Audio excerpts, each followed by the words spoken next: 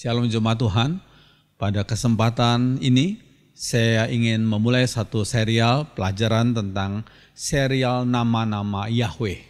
Dan kali pertama ini saya berikan tema Yahweh Sabaoth, the Lord of Hosts. Mari kita berdoa. Mohon Roh Kudus urapi hambamu, sensor tutupkan sikap hambamu, sehingga setiap kami yang mendengar dan menontonnya menerima berkat rohani yang dari Tuhan. Biarlah kekuatan dari Tuhan membimbing kami dan menolong kami dan menolong hambamu yang menyampaikannya. Roh Kudus kuasai dalam nama Tuhan Yesus. Amin. Yahweh Sabaoth. Mazmur 24 ayat 9 sampai 10 dikatakan, angkatlah kepalamu hai pintu-pintu gerbang, dan terangkatlah kamu hai pintu-pintu yang berabad-abad, supaya masuk Raja Kemuliaan. Siapakah itu Raja Kemuliaan? Tuhan semesta alam. Dalam bahasa aslinya Yahweh Sabaoth, the Lord of Hosts. Dialah Raja Kemuliaan. Ayat yang ke-8 dikatakan Tuhan semesta alam, Yahweh Sabaoth, menyertai kita. Kota benteng kita ialah Allah Yakub.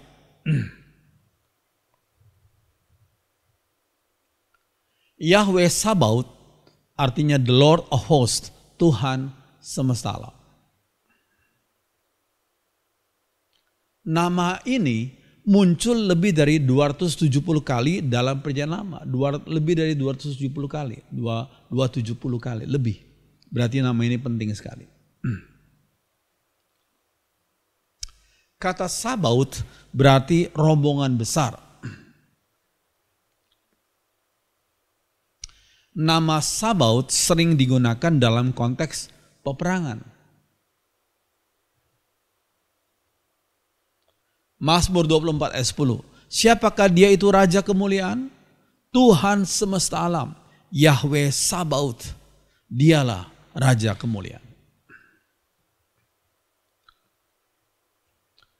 Tiada suatu kuasa di bumi juga di surga yang bisa menandingi kuasa Tuhan. Ya, ini suatu hal yang penting. Yahweh Sabaoth pernah menyatakan diri kepada Yosua, penerusnya Nabi Musa itu ya. Yosua 5 ayat 13 sampai 14 dikatakan, ketika Yosua dekat Yeriko, ia melayangkan pandangnya. Dilihatnya seorang laki-laki berdiri di depannya dengan pedang terhunus di tangannya. Jawabnya, akulah panglima bala tentara Tuhan. Sekarang aku datang. Lalu sujudlah Yosua dengan mukanya ke tanah, menyembah dan berkata kepadanya, apakah yang akan dikatakan Tuanku kepada hambanya ini? Malaikat di surga tidak mau disembah dan tidak boleh disembah, tapi hanya Tuhan yang harus disembah. Ya. Jadi yang menampakkan diri kepada Yosua ini adalah pribadi kedua dari Allah Tritunggal yang dinyatakan dalam pribadi Yahweh Sabaoth itu. Ya. Panglima bala tentara Tuhan. Mengapa Allah disebut sebagai Tuhan alam semesta? Karena dialah sang pencipta alam semesta dan semua yang ada di dalamnya.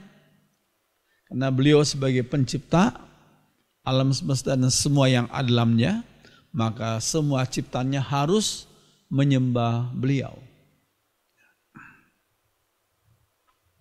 Setelah mencipta, dia tetap menopang semua ciptaan dengan firman-Nya. Jadi tidak berarti Allah sang pencipta udah gitu setelah mencipta dia lepas, dia tidak mau tanggung jawab lagi. Tidak. Dikatakan Allah setelah mencipta dia tetap menopang semua ciptaan dengan firman-Nya.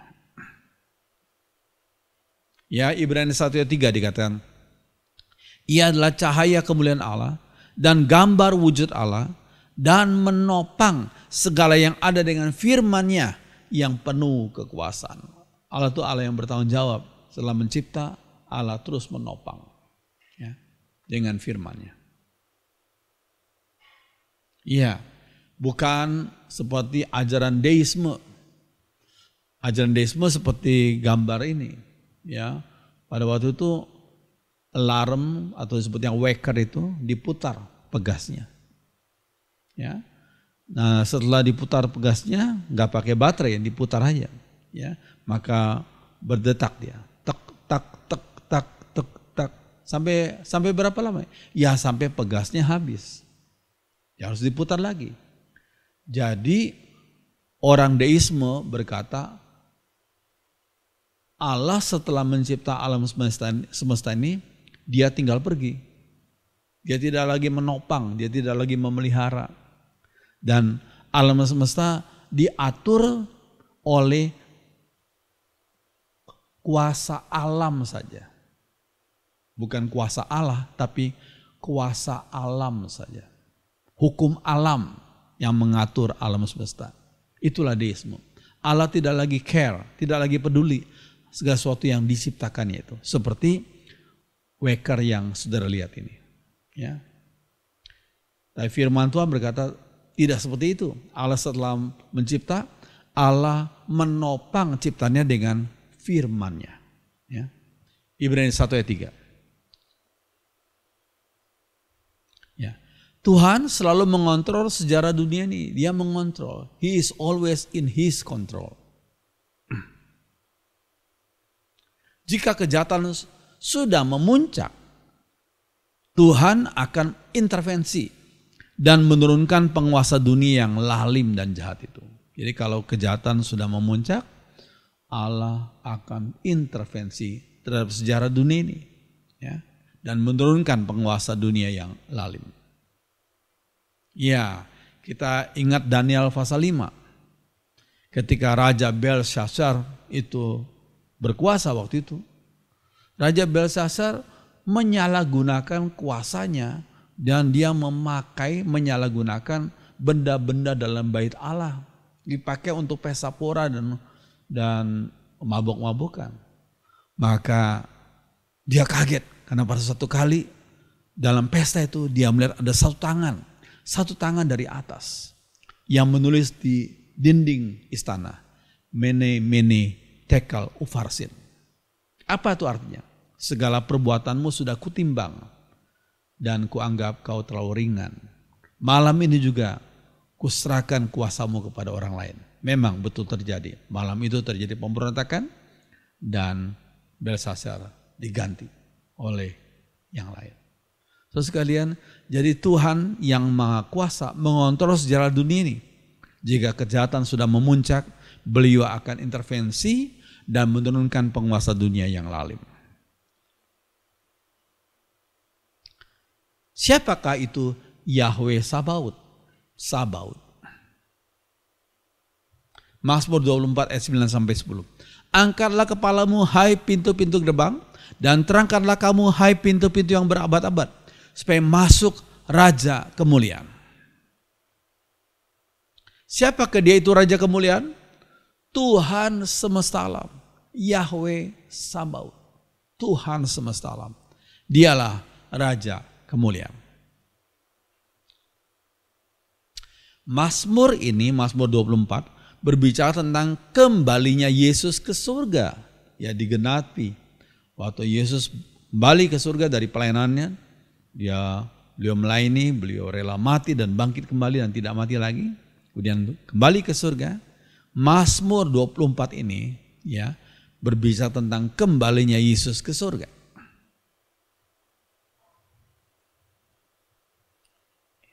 Iya. Yesus pulang ke surga dengan membawa kemenangan atas iblis, dosa, dan maut. Ketiga hal ini, iblis, dosa, dan maut, tidak bisa dikalahkan oleh manusia sepanjang zaman, sepanjang sejarah. Dari dulu, sekarang, sampai akan datang, manusia tidak bisa mengalahkan iblis, dosa, dan maut. Tapi Tuhan Yesus mengalahkan ketiga hal yang tidak bisa dikalahkan oleh manusia. Ya, Yesus yang sudah mati, ya, kemudian bangkit, Beliau mengalahkan iblis, dosa dan maut. Puji Tuhan. Ya. Tuhan Yesus itulah Yahweh Sabaoth. Ya. Yahweh Sabaoth, beliau itu, Tuhan Yesus. Ya, jika Yesus adalah Yahweh Sabaoth, pertanyaan pertama, mengapa Yesus lahir di kandang yang hina? Kan beliau Yahweh Sabaoth. Tapi kenapa beliau lahir di kandang yang hina?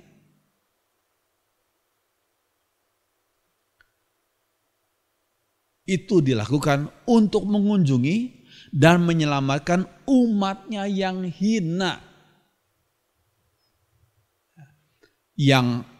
Maka untuk menyelamatkan umat yang hina, beliau harus turun ke dunia. Manusia tidak bisa naik ke surga, tapi Allah bisa turun ke bumi. Ini penting sekali. Manusia tidak bisa naik ke surga, tapi Allah bisa turun ke bumi. Ya, misal saja rakyat tidak bisa masuk istana kapan saja, tapi Presiden Jokowi bisa menjumpai rakyat kapan saja. Ya, kita lihat gambar ini. Beliau sering kali kunjungan tanpa orang-orang menyangka ya ke pasar-pasar tradisional rakyat. Ya. Rakyat tidak bisa masuk istana kapan saja, tapi Presiden Jokowi bisa menjumpai rakyat kapan saja. Jika Yesus adalah Yahweh Sabaoth, yang kedua, mengapa ia harus dikejar-kejar Raja Herodes untuk dibunuh? Mengapa? Untuk menyatakan pengorbanannya yang sungguh-sungguh sewaktu menjadi manusia.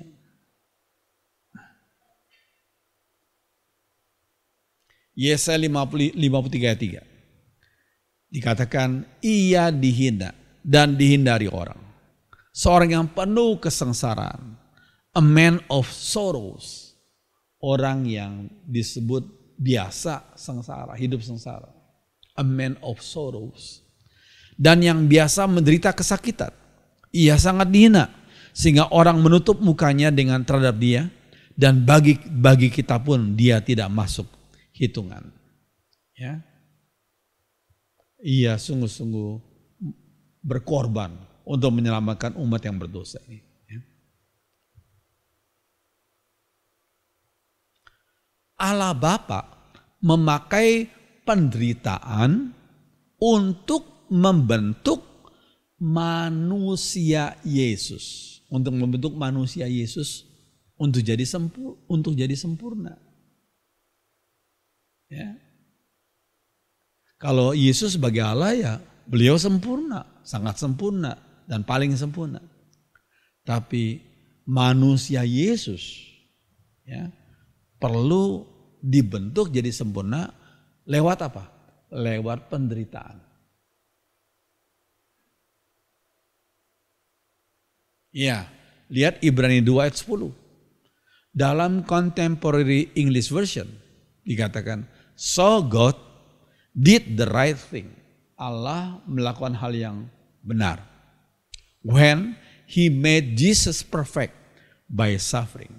Allah membuat manusia Yesus itu sempurna melalui penderitaan.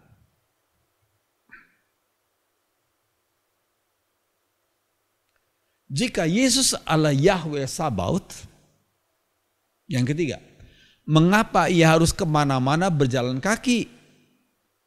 Dan hanya satu kali naik keledai, itu pun keledai pinjaman saat beliau masuk ke Yerusalem.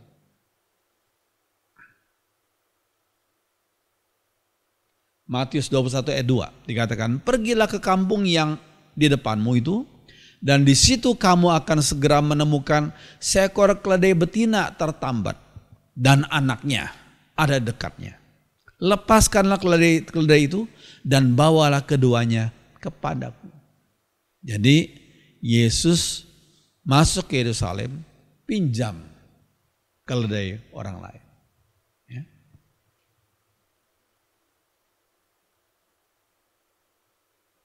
Nah, Matius 21 ayat 4-5. Hal itu terjadi agar genaplah firman yang disampaikan oleh Nabi. Katakanlah kepada putri Sion, lihat rajamu datang kepadamu. Ia lemah lembut dan mengendarai seekor keledai. Seekor keledai beban yang mudah. Ya, seperti yang sudah dalam gambar itu. Yesus menggenapi nubuat dalam Zakaria, ya, nubuat Nabi Zakaria, abad ke-6 sebelum Masehi.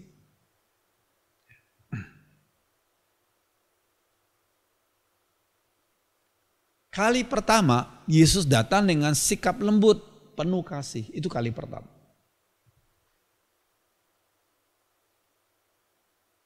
Kali kedua, Yesus akan datang dengan para malaikatnya untuk menjadi hakim bagi semua manusia yang pernah hidup di dunia ini.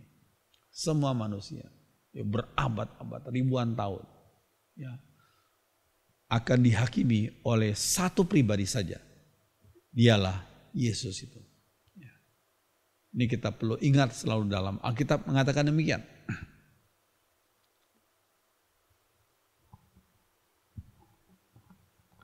Jika Yesus adalah Yahweh Sabaoth, mengapa yang keempat ya? Mengapa ia harus diserahkan ke tangan orang-orang berdosa? Matius 26 ayat 52-54. Maka kata Yesus kepadanya, masukkan pedang itu kembali ke dalam sarungnya. Sebab barang siapa menggunakan pedang akan binasa oleh pedang. Atau kau sangka bahwa aku tidak dapat bersuruh kepada Bapakku supaya ia segera mengirim lebih dari 12 pasukan malaikat membantu aku? Jika begitu, bagaimanakah akan digenapi yang tertulis dalam kitab suci yang mengatakan bahwa harus terjadi demikian?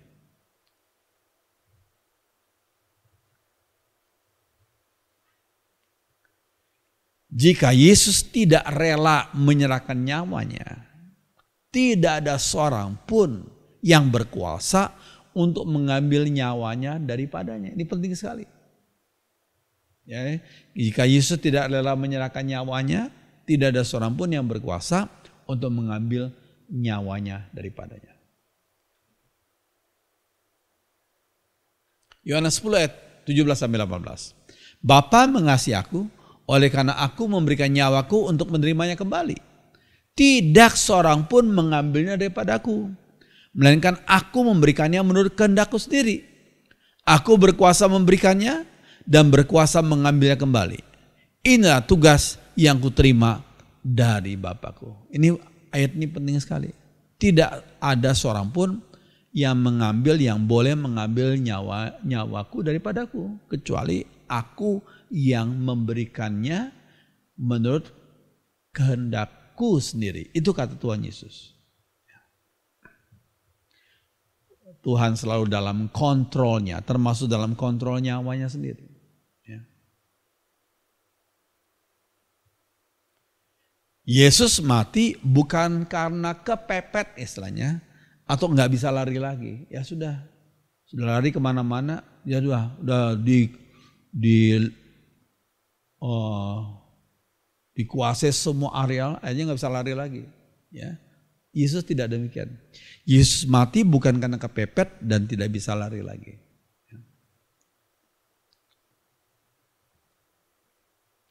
Jika Yesus adalah Yahweh Sabaoth, mengapa ia biarkan umatnya dianiaya?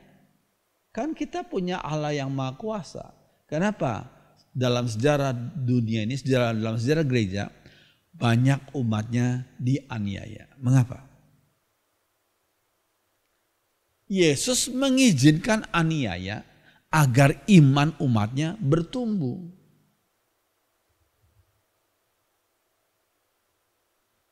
Ya, ini ada gambar tentang ikan salmon yang ditangkap di satu perairan, ya, lalu dibawa dengan kapal yang khusus. Ya. Nah, ikan salmon ini karena sudah dipindahkan dari lautan ke kapal, dan mereka dibawa berkilo-kilometer lagi untuk mencapai tempat tujuannya. Maka ikan salmon kalau dipindahkan dari laut ke kapal, goyang-goyang begitu, bisa saja mati. Ya. Maka untuk mencegah supaya ikan salmon tidak mati, maka sengaja pelaut itu memberi 1 ekor ikan hiu yang kecil. Ikan hiu itu kecil saja. Ketika ikan salmon berada di kapal itu, di tempat di mana penampungan ikan salmon yang dari laut itu, diberikanlah 1 ekor ikan hiu yang kecil. Tidak besar-besar, kecil. Ya. Maka ikan hiu itu secara naluri akan terus mengejar ikan salmon di dalam kapal itu. Ya. Dan ikan salmon secara naluri akan terus, dia akan berenang terus menghindari kejaran daripada ikan hiu. Ya. Sewaktu kapal itu terus berada di laut, ya, ikan salmon terus dikejar oleh ikan hiu. Rupanya dengan dikejar-kejar oleh ikan hiu, ikan salmon jadi lupa istilahnya, lupa untuk jadi mabok, ya, sehingga tidak mati. Sehingga waktu sampai di tempat tujuan, ikan salmon tetap hidup. Nah, saudara sekalian, kira-kira ini semacam ilustrasi saja. Ya, seringkali kalau tidak ada tantangan, iman orang Kristen menjadi mati, tidak hidup. Ya, tapi ketika menghadapi tantangan, kita akan lebih banyak berdoa, lebih bersandar kepada Tuhan, seperti ikan salmon yang dikejar-kejar oleh ikan hiu yang kecil itu. Ya, terus sekalian, mengapa Tuhan membiarkan umatnya dianiaya? Ya, Yesus mengizinkan aniaya agar iman kita, iman saudara dan saya bisa bertumbuh. Puji Tuhan. Ya. Aniaya diizinkan terjadi agar umatnya menjadi saksi Tuhan. Ini merupakan, aniaya merupakan salah satu metode pertumbuhan gereja. Mungkin sebagian tokoh pertumbuhan gereja lupa. Salah satu metode yang Tuhan pakai untuk membuat gereja bertumbuh adalah Tuhan izinkan aniaya. Kisah Rasul 8 ayat 1b. Pada waktu itu mulailah penganiayaan yang hebat terhadap jemaat di Yerusalem. Mereka semua kecuali rasul-rasul tersebar ke seluruh daerah Yudea dan Samaria. Iya, sudah lihat tanda panah merah Samaria. Kisah Rasul 8 ayat 4-5. Mereka yang tersebar itu menjelajah seluruh negeri itu sambil memberitakan Injil. Dan Filipus pergi ke suatu kota di Samaria dan memberitakan Mesias di sana. Dan banyak orang Samaria percaya Yesus. Mereka bertobat. Puji Tuhan. Jadi aniaya diizinkan terjadi agar umatnya menjadi saksi-saksi Tuhan. Puji Tuhan.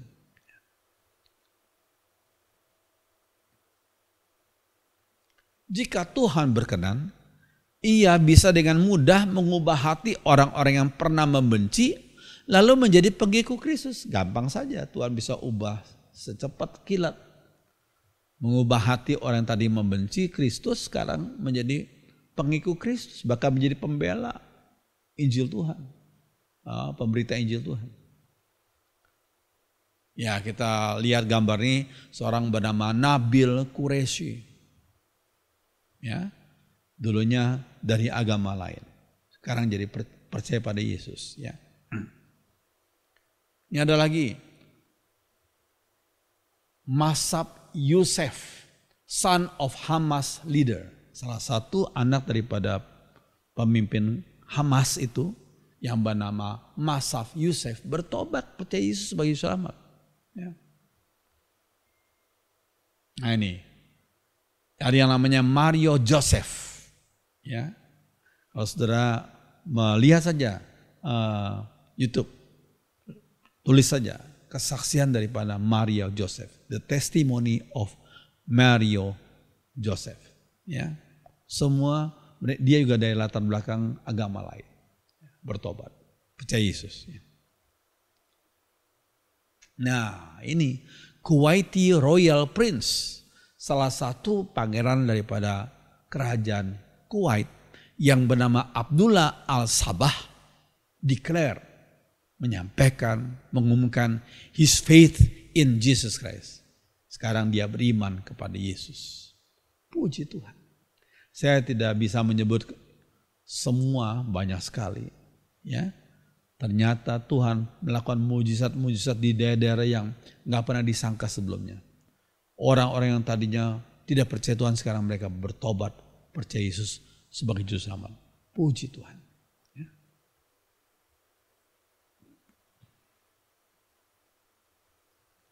Menurut survei yang diadakan tanggal 3 September 2020 yang lalu, 3 September 2020 ya, jumlah umat Kristen di Iran ya, mendekati 1 juta. Sekarang saya yakin sudah lebih. Ya, karena ini survei sekitar hampir 3 tahun yang lalu. Puji Tuhan.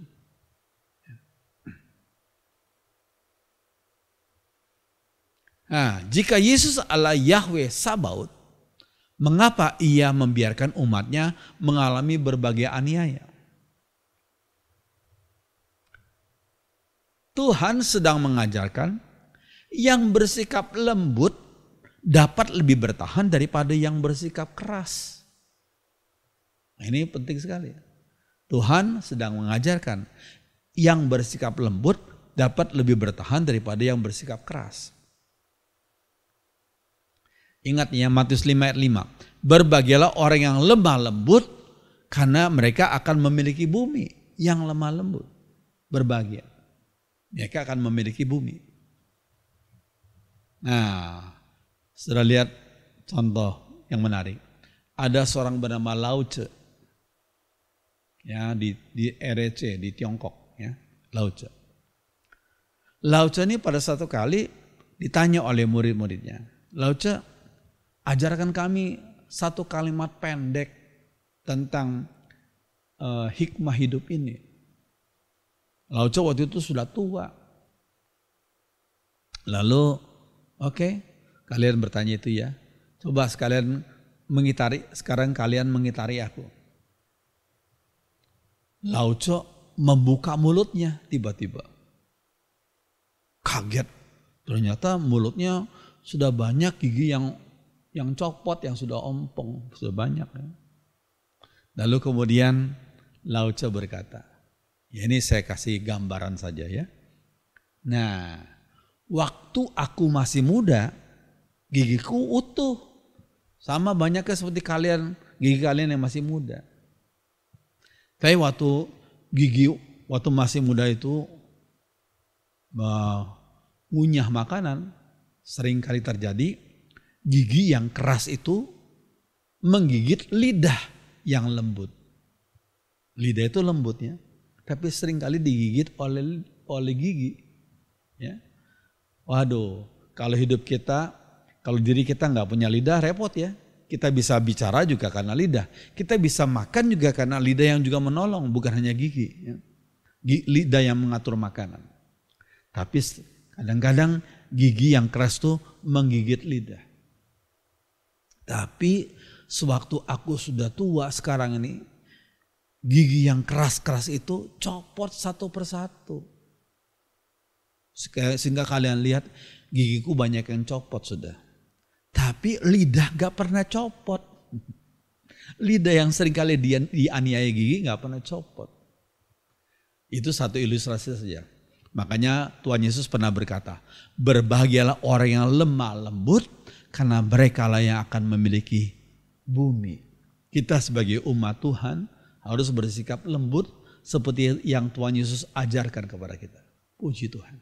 Ya. Tuhan sedang mengajarkan falsafah hidup apa? Sikap lembut dan kasih lebih kuat, lebih bertahan, lebih dihormati daripada kebencian dan kekerasan. Orang yang dikuasai oleh kebencian dan kekerasan gak akan bertahan lama. Tapi orang yang bersikap lembut dan bersikap kasih lebih kuat dan lebih bertahan. Ini penting sekali. Iya. Saudara kalau lihat kompor ini kompor yang lama ya. Ini dulu waktu saya masih kecil masih pakai kompor ini. Kompor dengan minyak tanah. Ya. Saya masih ingat waktu saya masih kecil ya, saya sering bantu pagi-pagi mami saya yang sedang masak. Ya. Kemudian kami goreng sesuatu dengan kuali ya. Lalu ketika sudah selesai tugas kami, ya, kami mematikan kompor itu. Bagaimana cara mematikan kompor minyak tanah itu? Ya dikecilkan dulu apinya. Setelah itu bagaimana? Siram pakai air dingin. Ya rusak kompornya. Dari panas langsung ke dingin ya rusak. Lalu mami saya bilang gini, dikecilkan, lalu pelan-pelan ditiup dengan mulutmu, pelan-pelan. Ternyata luar biasa, api yang kecil itu mati. Terus sekalian memang sikap lembut dan kasih lebih kuat. Ya. Itu mempunyai kekuatan, kita contohkan dia dengan untuk mematikan kompor minyak tanah itu. Ya. Iya. Ini pengakuan daripada kejadian beberapa tahun yang lalu ya. Dari seorang bernama Febri Ramdhani. Ya. Dia punya mama dan saudaranya sudah pergi diam-diam ke Suriah atas ajakan daripada ISIS yang mempropagandakan dirinya. Kami ayo datang kemari, kami akan beri kalian kemakmuran. Ya, ayo datang ke Suriah. Wah, sebagian orang waktu itu juga dari Indonesia coba berusaha untuk jual rumah supaya bisa membeli transport ke sana. Ini sampai di sana. Sudah jual semuanya sampai di sana. Ternyata itu cuma propaganda yang kosong belaka. Banyak orang Indonesia yang betul-betul menyesal. Kenapa sudah kadung jual rumah dan harta benda di Indonesia untuk pergi ke sana. Ternyata di sana dibohongin saja. Ini seperti ini. Pengakuan Febri Ramdhani. Ketika sudah sampai di sana, dia ketemu sama mamanya, waduh, kita dibohongin nih. Ya. Wah, mereka coba berusaha dengan berbagai macam cara supaya bisa pergi, walaupun sangat sulit sekali. Akhirnya bersyukur mereka bisa juga meninggalkan Suriah. Mereka akhirnya bisa balik ke Indonesia. Terus sekalian, itu merupakan propaganda daripada ISIS. Ya. Tuhan Yesus dalam pelayanannya beliau nggak pernah jadi ahli propaganda. Bahkan Tuhan Yesus pernah berkata, serigala punya liang, burung punya sarang. Tapi anak manusia yaitu Yesus tidak punya tempat untuk membaringkan kepalanya. Jadi Yesus tidak pernah mengucapkan propaganda yang kosong. Ya. Bahkan Yesus selalu berkata, kalau engkau mau ikut aku, harus rela pikul salib. Menyangkal diri dan ikut aku. Ya. Napoleon Bonaparte, seorang dari Prancis ya, pernah sukses tapi kemudian dia kalah. Dia dibuang ke satu pulau yang namanya Saint Helena. Napoleon Bonaparte waktu di pulau Saint Helena, pulau pembuangan itu, dia terus baca. Kemudian dia pikir. Dan dia memandang laut. Dan dia mengucapkan satu kalimat yang penting. Yang sampai sekarang masih dibaca oleh sebagian orang. Dia berkata gini. Di manakah Alexander the Great, Alexander Agung ya, Genghis Khan, Napoleon Bonaparte, kami pernah jaya karena senjata. Namun kami akan hilang di telan waktu. Namun ada seorang yang gak pernah angkat senjata. Yang sesehari hidupnya hanya menyatakan kasih. Bagi orang itu, ada jutaan orang rela mati baginya sampai saat ini. Itulah perkataan daripada Napoleon Bonaparte. Siapakah orang itu? Jawabannya Yesus. Biarlah firman Tuhan jadi berkat bagi kita semua. Mari kita berdoa. Yang bersyukur untuk firman-Mu yang kami pelajari pada saat ini.